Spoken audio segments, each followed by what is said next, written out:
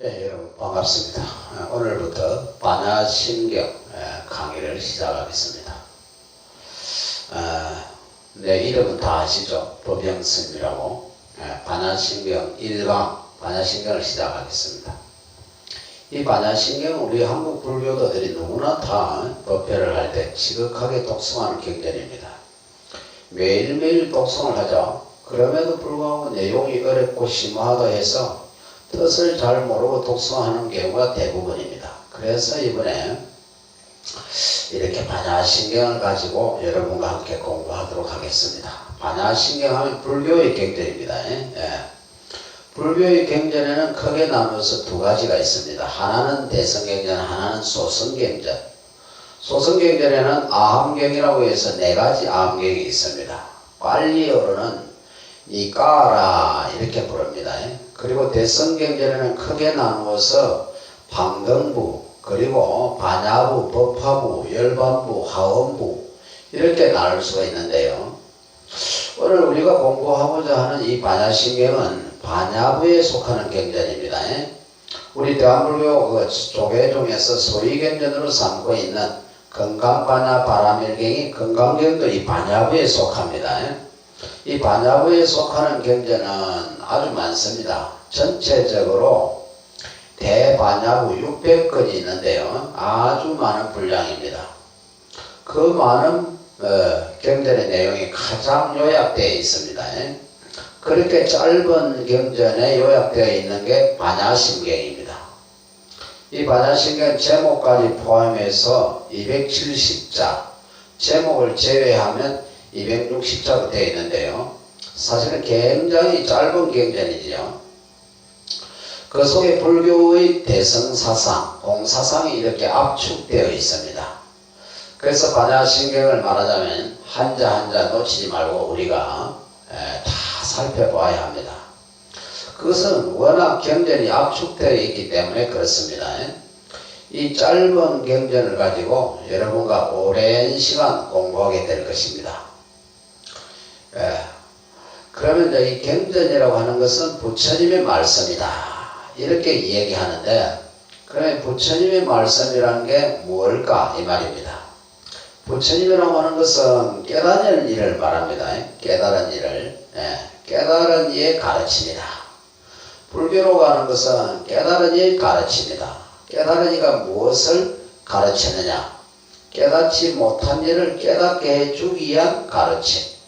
그러니까 깨닫지 못한 사람들을 우리가 중생이라 그러죠. 깨닫지 못한 사람들이 깨달은 이의 가르침을 듣고 우리가 깨달아야 합니다. 그러면 또 이런 질문이 있겠죠. 왜 깨달아야 합니까?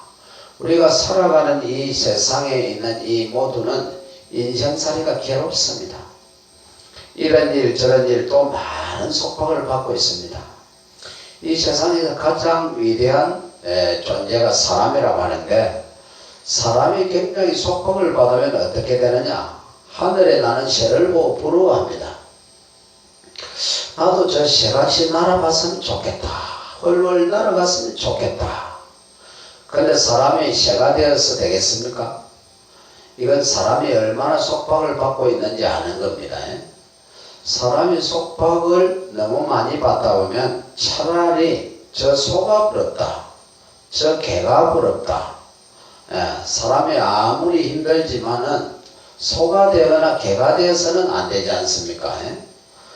소나 개나 사람을 부러워해야지. 이것은 이 세상 살아가는 사람들이 괴로움이 아주 극처에 처할 때 이런 마음이 든다 이 말입니다. 그래서 이 괴로워하는 사람들, 이것이 중생입니다. 사람만이 아니라 짐승들, 벌레들까지 다 포함해서 중생이다 이렇게 말하기도 하고, 또 좁혀서는 사람들 가운데 어리석어서 괴로워하는 사람, 이것을 중생이라고 합니다. 그럼 이런 괴로워하는 사람들이 이 괴로움에서 벗어날 수 있느냐? 있다 이 말입니다. 어떤 괴로움을 겪고 있는 사람도 이 괴로움에서 벗어나서 자유롭게 살 수가 있다, 행복하게 살 수가 있다. 어떤 괴로움도 없는 행복, 어떤 속박도 없는 자유, 그런 경지에 도달한 사람을 뭐라고 하느냐? 부처다 이렇게 말합니다. 그러면 어떻게 해야 이 괴로움에서 살고 있는 중생들이 이 괴로움이 없는 속박이 없는 그런 세계에 갈 수 있느냐? 이 세상에 살고 있는 우리들은 어떻게 하면 좀 자유로워질 수 있을까? 어떻게 하면 이 속박을 벗어날 수 있을까? 첫째, 뭐니 해도 머니가 있어야 된다. 돈이 있어야 된다. 그런데 돈 많은 사람들 행복하다고 할 수 있습니까? 요즘 우리 사회에서 돈 제일 많은 사람이 문제가 되어 있지 않습니까? 그 사람 얼마나 괴롭겠습니까? 돈이 산처럼 쌓여 있어도 괴롭습니다. 돈이 이 괴로움에서 벗어나는 완전한 것은 아닙니다. 그럼에도 불구하고 사람들은 돈만 있으면 된다 이렇게 생각합니다. 두 번째는 돈만 가지고 안 되니까 권력이 있어야 된다. 출세를 하면 될까요? 그래서 여러분들이 돈 벌게 해달라, 승진하게 해달라 이렇게 말하지 않습니까? 선거에 출마한 사람들은 어떻게든 당선되고 싶어 하지 않습니까? 왜 그런가? 출세를 하고 싶다. 권력을 갖고 싶다. 권력을 가지면 지위가 높아지면 이 괴로움에서 벗어날 수 있다. 그런데 이 세상 권력 가진 사람들 얼마나 고통 많습니까? 지위가 높은 사람도 얼마나 고통이 많습니까? 얼마 전에 보니까 최고의 지위에 있었던 분이 그 자리를 내려놓고 나와서 너무너무 기뻐하는 모습들이 이 자유다, 책임 안 져도 된다. 그래서 이 권력이 도리어 괴로움의 원인이 되기도 합니다. 돈 있고 권력이 있어도 괴로운 사람 많습니다. 세상 사람으로부터 욕도 먹으면 괴롭죠. 비난받으면 괴롭습니다. 그래서 칭찬받고 싶어하고 인기가 있고 싶어합니다. 인기가 떨어져서 괴로운 사람 얼마나 많습니까? 유명한 배우, 유명한 체육선수, 유명한 작가 이런 분들 인기가 오를 때는 세상이 다 자기 것 같지만 인기가 떨어지면 그 고통 말할 수 없이 괴로운 겁니다.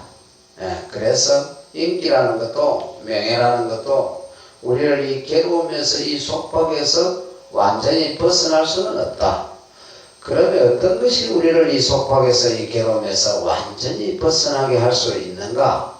바로 깨달음이다. 우리가 이제 이렇게 괴로운 것은 어떤 신의 벌도 아니고 전생의 이제 죄도 아니고 태어날 때 생년월일시가 잘못되어서 그런 것도 아니고 이것은 오직 우리가 어리석어서 그렇다. 바로 이 어리석음만 벗어난다면 이 모든 괴로움은 사라진다. 그것은 마치 어떤 것과 같으냐? 이 방 안이 깜깜할 때 이 방 안에 와서 어떤 물건을 찾을 때 도무지 어디 있는지 찾을 수가 없어서 시간을 많이 허비하고도 찾지를 못해서 괴로워하고 오히려 찾다가 이 물건 저 물건 넘어뜨려 손해를 보는 이런 경우와 같다. 며칠을 찾아도 찾지 못하고 있다가 불을 확 켜게 되면 이 방 안에 있는 것들이 한눈에 보이게 됩니다. 며칠 몇 달을 찾아도 못 찾던 것은 단박에 찾을 수 있단 말입니다. 아무리 복잡해도 다른 물건을 손대지 않고 자기가 필요한 것을 단박에 찾을 수가 있다. 마치 어두운 밤에 불이 딱 켜졌을 때가 바로 깨달음이다. 그래서 부처님의 말씀을 듣고 깨달음 얻은 이들이 부처님을 이렇게 찬탄했어요. 부처님의 가르침은 마치 넘어진 자를 이렇게 세워주신 것과 같다. 두 번째, 길을 잃고 헤매는 자에게 길을 가르쳐 주신 것과 같다. 무엇인가 덮여서 거기 뭐가 있는지 전혀 모르는 사람에게 그 덮인 것을 벗겨내어 한눈에 볼 수 있도록 해주시는 것과 같다. 어두운 밤에 깜깜해서 아무것도 보이지 않는 그런 상태에서 불을 밝혀 등불을 비춰주시는 것과 같다. 이것이 깨달아내는 것. 바로 이 깨달음을 통해서 깨달음을 얻게 되면 이 모든 고뇌, 모든 괴로움, 모든 속박에서 벗어날 수가 있다. 이렇게 스스로 깨달음을 얻어 모든 괴로움에서 벗어난 자, 이 모든 괴로움에서 벗어났다. 이것을 이름하여 열반이라 그래요. 예. 모든 속박에서 벗어났다. 이것을 해탈이라 그럽니다. 깨달음을 이루어 해탈을 정득하고 열반을 정득한 자를 붓다, 부처 이렇게 부릅니다. 이렇게 스스로 깨달음을 얻은 자를 우리가 붓다라고 부르고, 자기 스스로는 깨달음을 못 얻지만은 깨달음의 가르침을 듣고 도움을 얻어서 자신도 깨달았다 이거야. 이런 사람도 역시 붓다입니다. 그러나 이것은 구분해서 이런 분은 아라한이라고 합니다. 아라한이란 말도 붓다의 10가지 명호 가운데 하나입니다.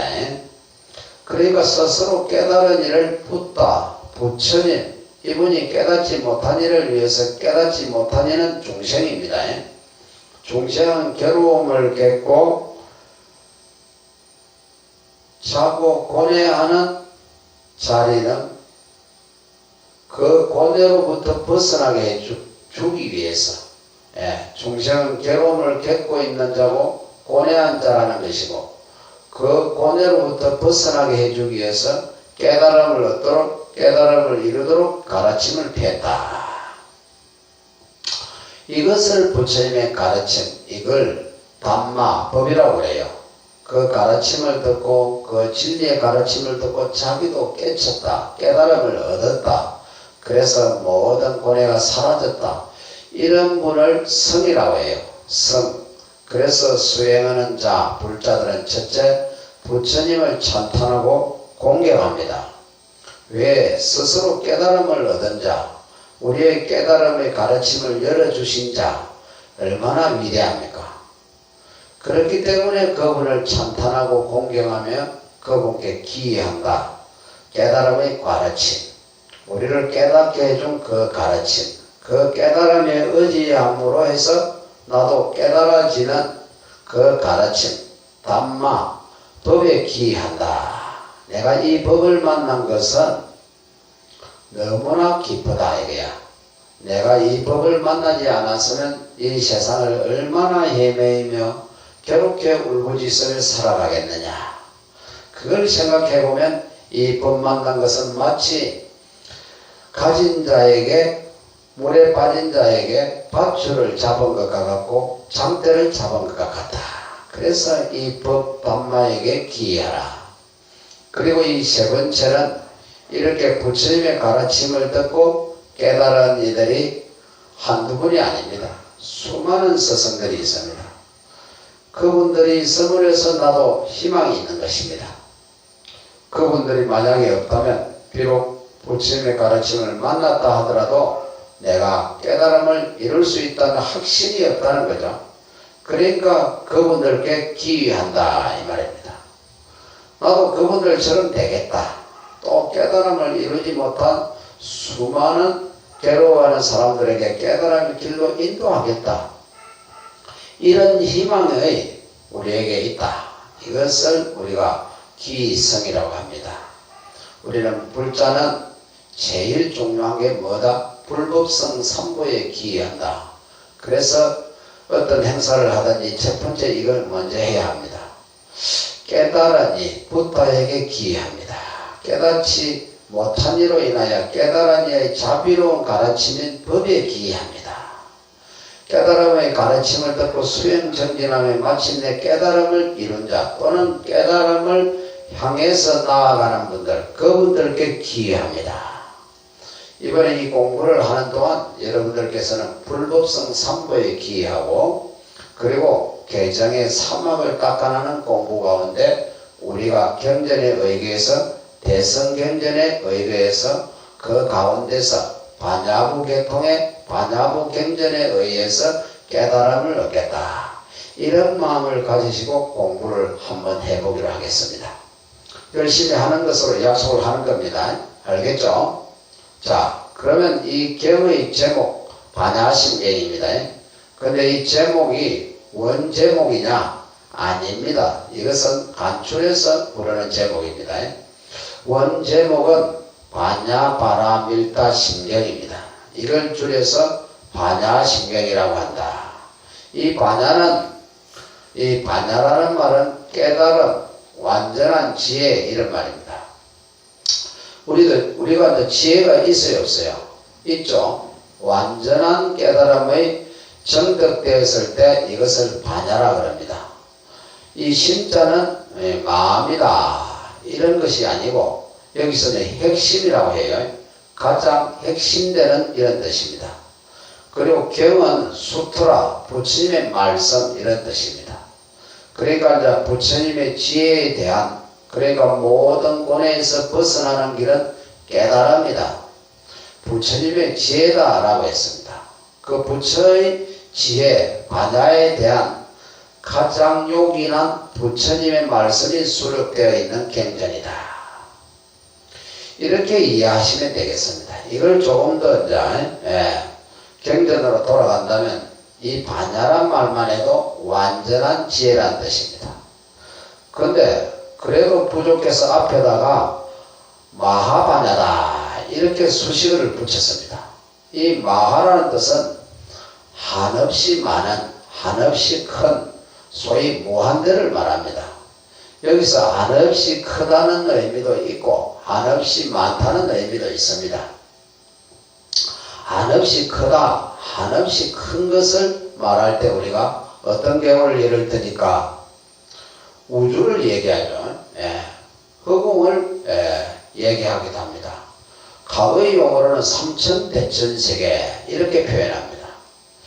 이것이 한없이 큰 것을 이렇게 구체적인 어떤 예를 들어 설명할 때 허공, 우주, 삼천대천세계 이렇게 말합니다. 이렇게 상징적 언어로는 마하다, 84,000경이 부처님의 법문이다 이런 말을 하지 않습니까? 84,000이라는 말은 한없는 수, 한없이 많은 숫자라는 뜻이지 아라비아 숫자는 이제 84,000이라는 뜻이 아닙니다. 이 경상도에 아주 사람들이 많이 모이면 뭐라 그래요? 사람들이 억수로 많이 모였더라 이렇게 말할 적에 그게 1억이란 말이 아니고 헤아릴 수 없이 많이 모였더라 이럴 때 억수 이런 말을 쓴단 말이에요. 그래서 84,000이란 말은 인도에서는 한없이 많은 숫자를 뜻한다.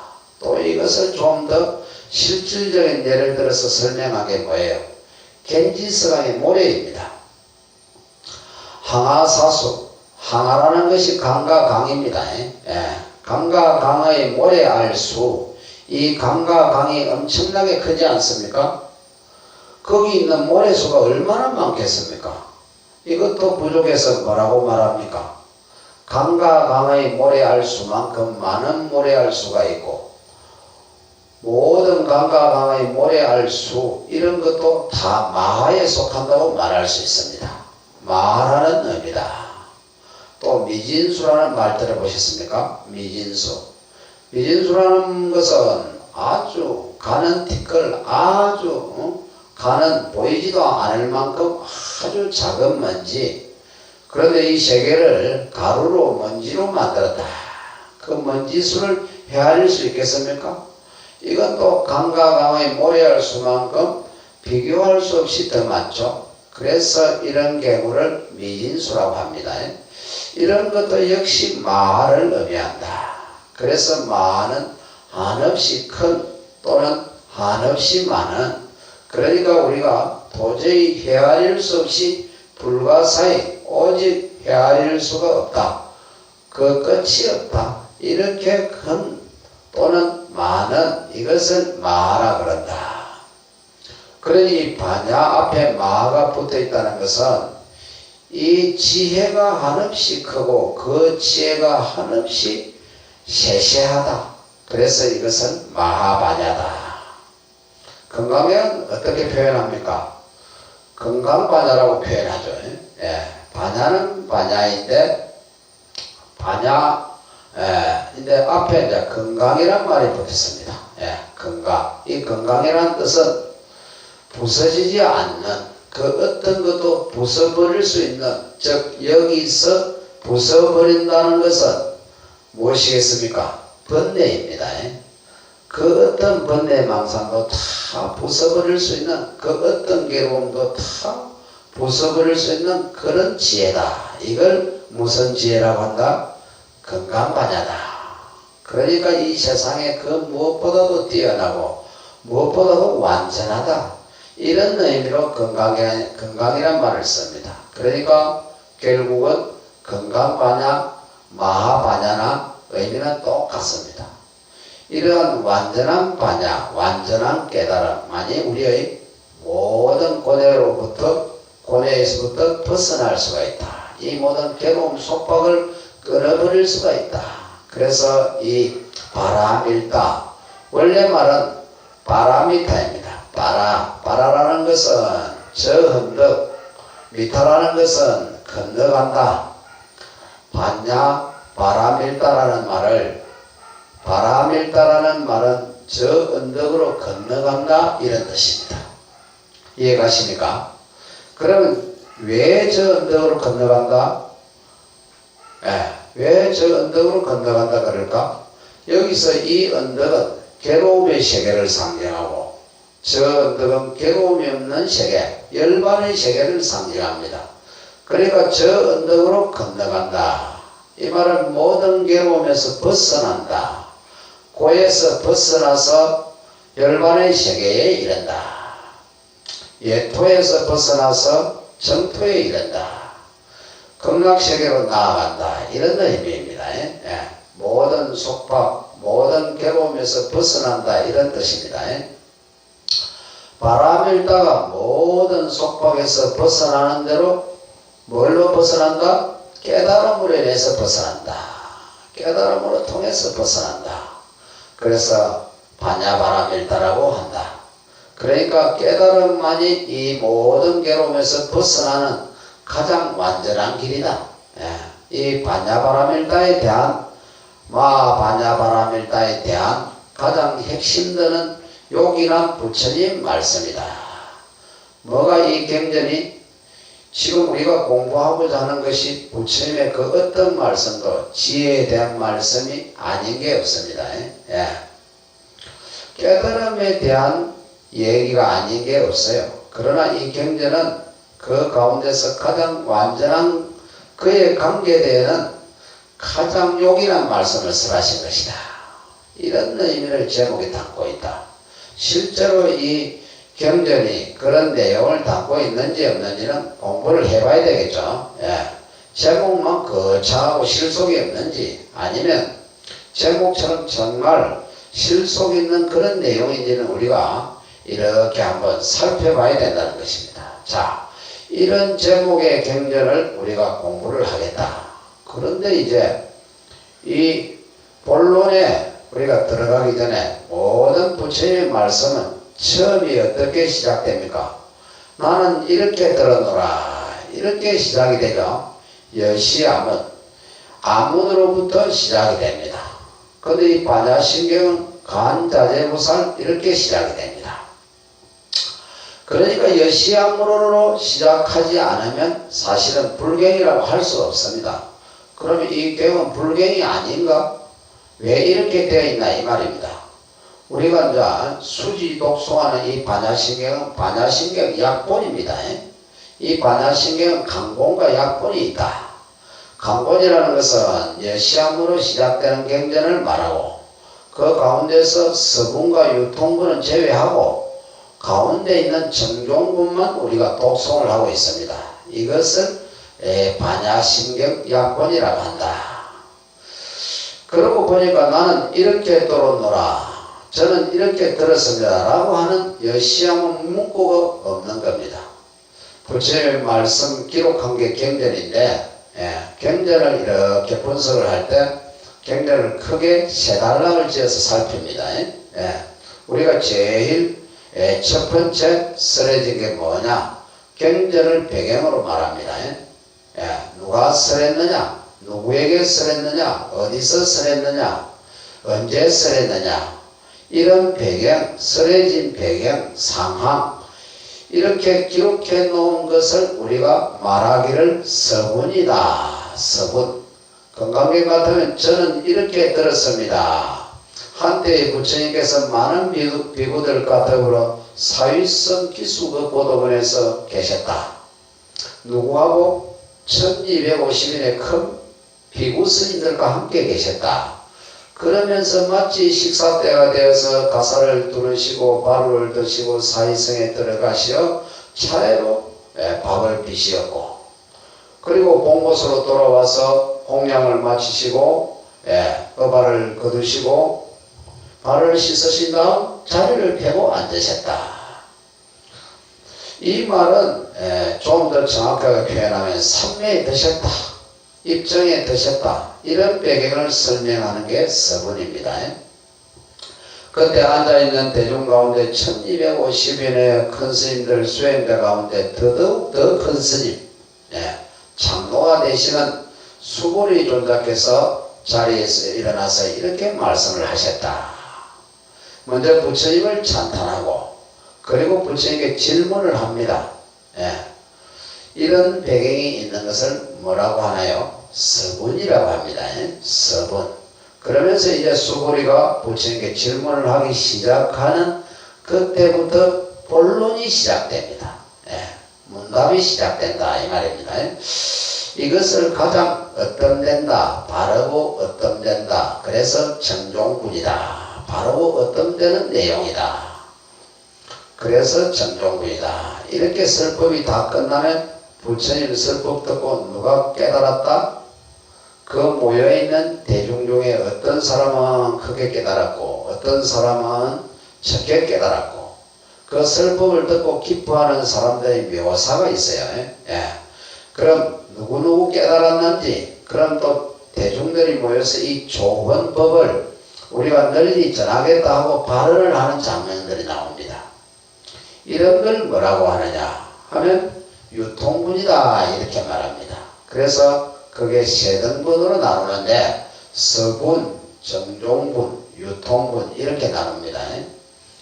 그러면 경이 짧으면 이 비중이 크지 않는데 경이 길면 정종분이 아주 길겠죠. 서분이 짧고 정종분 아주 길고 유통분이 다시 짧다. 이렇게 우리가 분석을 하는 겁니다.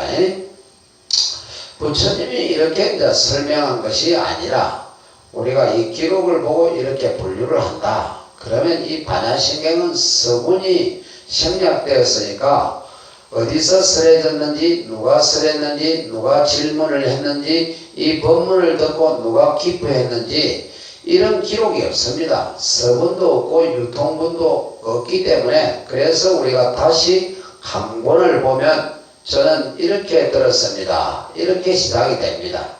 저는 이렇게 들었다 할 때 나는 이렇게 들었다 할 때 나는 누구입니까? 안한존자, 부처님을 25년간 시공한 안한존자가 부처님 열반에 드신 후에 이 부처님의 말씀을 모을 때 결집할 때, 그때 이 경에 대한 것은 안한존자가 초안을 냈고, 요에 대한 것이 행동, 지침, 삶의 지침에 대한 것은 우파리존자가 초안을 냈습니다. 그렇기 때문에 이 경에 대한 것은 저는 이렇게 들었습니다 할 때 저는 그것은 안한존자를 말합니다. 저는 이렇게 들었습니다 라고 안한존자가 이 대중들 모인 자리에서 이렇게 자기가 들었던 바를 드러내는 것입니다. 그러면 그때 500아라한, 500나 깨달은이 500명이 이 아라한존자의 얘기를 듣고 다 동의를 합니다. 아, 나도 그렇게 들었어. 맞아. 이렇게 하면 또 다른 분이 아니야, 그 대목은 틀려서 하면 보완을 하고 이렇게 다 해서 그 부처의 말씀을 완성을 시킵니다. 이렇게 하는 것을 우리가 결집이라 그럽니다. 첫 번째 결집은 부처님이 열반에 드시고 그의 왕사성 7억굴에서 있었습니다. 마하가섭존자가 상수제자가 되고, 즉 사회를 보고 안한존자, 우파리존자가 초안을 내고 500비구들이 500아라한들이 심사를 해서 하나씩 결집을 했다. 그 초안을 낼 때 나는 이렇게 들었습니다 해서 여시아문으로부터 시작이 됩니다. 그러면 이 반야신경은 그 들은 자, 안한존자가 기록에 의하면 어디서 설해졌다? 왕사성 기사굴산 중에서 설해졌다. 이렇게 되어 있어요. 이 기사굴산이 어디 산이냐? 이게 이제 그리드라쿠타, 그리드라쿠타의 음력입니다. 이걸 이제 번역하면 영축산입니다. 마가다국의 서울인 왕사성, 그 성 밖에 있는 영축산에서 부처님이 대비국 큰 스님들과 그리고 대보살들 앞에서 설하신 거다. 여기서 대비국 큰 스님 할 때 큰 스님 뜻은 뭡니까? 그러니까 출가하시고 오래 되셔서 수행이 아주 높은 그런 분들을 말합니다. 거기서 이제 법을 설했습니다. 근데 이 법을 누가 설했느냐 이겁니다. 이 법을 설할 때 당연히 부처님이 설했다 이렇게 알고 있죠. 근데 이 반야신경은 그렇지가 않습니다. 그 영축산에서 부처님과 대중들이 다 이렇게 깊은 명상에 들어있을 때 그 부처님의 위실력의 힘을 얻어서 지혜 제일인 사리푸트라 존자가 그 모여있는 대중들이 다 깊은 명상에 들어있는 것을 보니까 그 가운데 간자재보살, 간생보살님의 그 수행이 너무나 높아 그 지혜가 너무 크고 그 자비심이 너무 넓은 겁니다. 그래서 부처님이 선정에 들어있는 강대신심 삼매에 들어있는 그 상태에서 부처님은 선정에 들어 계시고 그런 상태에서 사리푸트라 사리불 존자가 간센보살님께 질문을 합니다. 그러니까 간센보살님께서 역시 부처님의 위실력의 힘을 빌어서 이 질문에 대한 대답을 합니다. 그러니까 질문자는 사리푸트라 즉 사리자 존자고 대답자는 누구라고? 간센보살. 간센보살. 그럼 여기서 이 문답을 증명하는 분이 계십니다. 이 응답을 선정에 들어서 지켜보고 응답이 끝난 뒤에 대답을 한 간자재보살도 질문한 사리푸트라도 거기 모여있는 대중들에게도 다 이 주고받는 문답이 다 진실하다. 진리 그대로다. 현실적으로는 사리푸트라가 질문을 하고 간자재보살이 대답을 했지만은 내용적으로는 어떠냐? 질문자도 부처님의 위실력을 빌어서 대답자도 부처님의 위실력을 빌어서 응답이 오고 갔기 때문에 이것은 부처님이 대답한 것과 아무 차이가 없다. 그것은 진리 그대로를 말하는 거다. 이렇게 부처님께서는